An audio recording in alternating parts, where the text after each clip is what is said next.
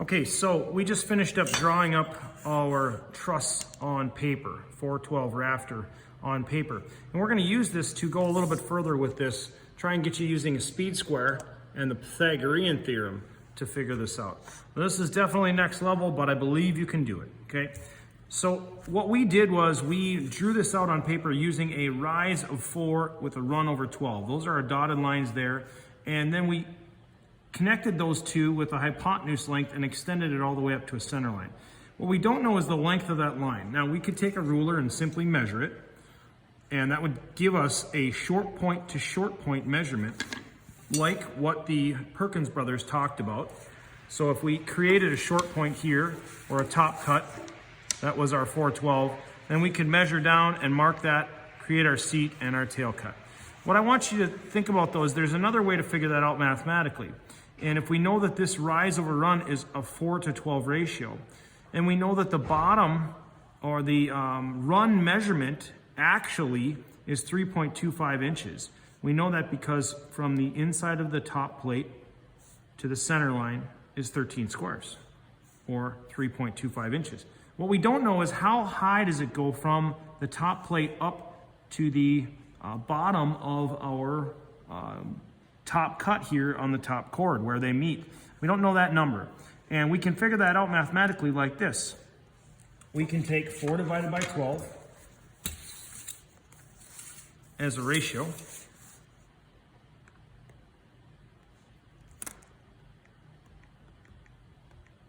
And we can multiply that times 3.25.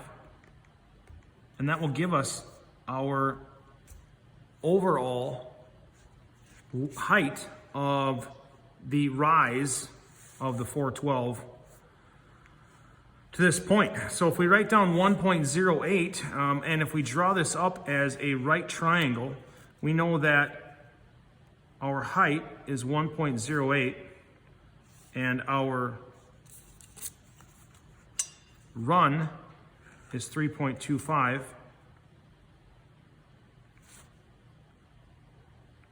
We can use the Pythagorean theorem, which says this number squared, a squared, plus this number squared, b squared, equals this length squared. So let's try it. See if we can get our scientific here. 1.08 squared equals 1.17. So that would be a squared equals 1.173. 3.25 squared equals 10.5625. So b squared equals 10.5625. We're going to add 1.173 to that, and we're going to take the square root of it. And that gives us 3.425 for our c squared, or our c length. C equals 3.425 inches.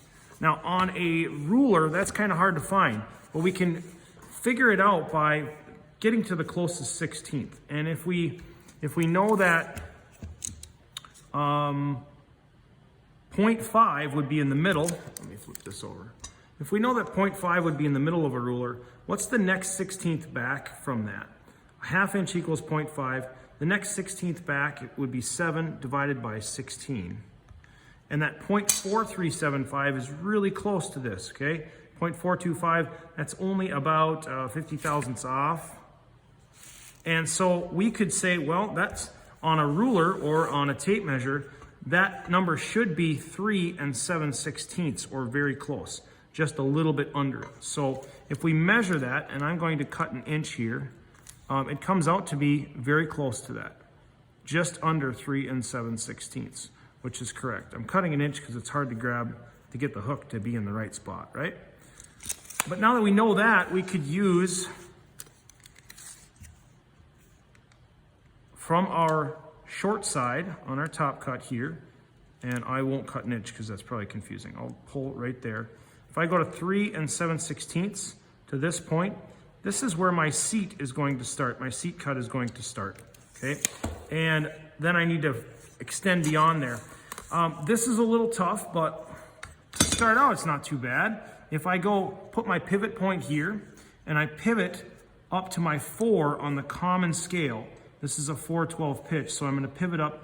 And whenever I use a pivot, I always have to use the material edge that's on the same side as the pivot. So I'm pivoting from here, and I'm going to pivot up to a 4/12, and you notice how that matches my plumb cut. So that 4/12 is also equal to an 18-degree angle. It lines up on the bottom here. We have degrees from 0 all the way up to 90. Can you see that? From 0 all the way up to 90, okay? So if that's an 18-degree angle, and I've got a plumb cut here, if I want the inverse of that going across on a 90-degree scale, what's 90 minus 18? It's 72. So I can flip this over. I can rotate my speed square on that mark until I get to 72 degrees. And notice my pivot's on the bottom edge here, so I have to be on the bottom edge as well. And I'm going to pivot all the way over. I am going to come out from here the distance of my seat, so 3/4 of an inch. So I'm going to come out and stop, and that is going to be the part of the bird's mouth, the depth of the wall. Now to get this vertical line here, this has to be 90 degrees to this. So I can use my speed square again and swing to a 4/12, because that's what's going to be the inverse of that. I'll line up with a 4 there. Good. And I'm just going to take out the inside like this. That's going to be my bird's mouth cut. And then the last thing I have to do here is get a 1/2 inch tail on the rafter. So if I measure over a 1/2 inch on this and make a mark, and I'm just going to start from the 3 here because it's easy to see, and go over along this line, would be a true 1/2 inch out from the building. One more 4/12, pivot on that mark, line up with my 4,